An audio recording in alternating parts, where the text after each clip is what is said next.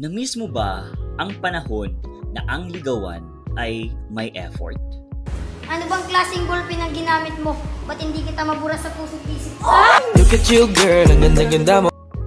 Yung wala pang PM, text, chat, or reaction heart?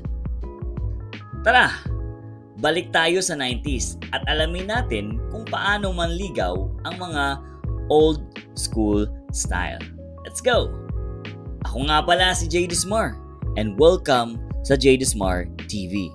Sa channel na to ay pinag-uusapan natin ang mga bagay-bagay na tiyak na may matutunan ka. Mula sa life lesson, nostalgia, at kwentuhang may sense.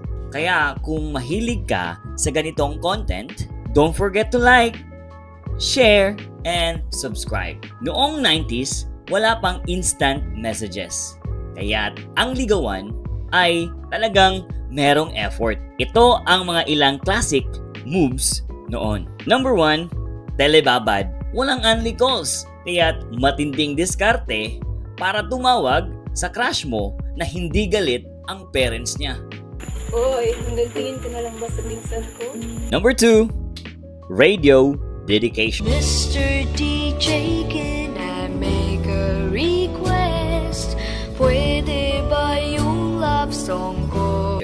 Ipapadedicate mo sa DJ ang paborito niyang kanta at maghihintay kang marinig ito na may kasamang kilig. Pangatlo, at nasubukan ko to, love letter. Hindi type, hindi copy-paste, sulat kamay. Minsan, may pabango pa, kaya may personal sincerity. Number 4, harana. Lahat ko pa nung nililigawan pa lamang kita. Kung gusto mong mag-level up kasama ang tropa at gitara para ipakita na seryoso ka sa panliligaw. Number 5, hatid sundo kahit malayo. Nasubukan ko din to. Kahit walang kotse, walang problema. Bike, jeep o lakad, basta kasama siya. Pang-anim, libre sa Jollibee. Kahit simpleng fries o soft drinks man lang, solid bonding na yan. Ang old school na ligawan ay hindi lang basta-basta paramihan ng views at like sa story. Ito ay tungkol sa totoong effort, sincerity, at commitment. Kung gusto mong ipakita na seryoso ka sa isang tao, huwag kang puro chat. Ipakita mo sa gawa. Ano ang pinaka na mismong ligaw style noon?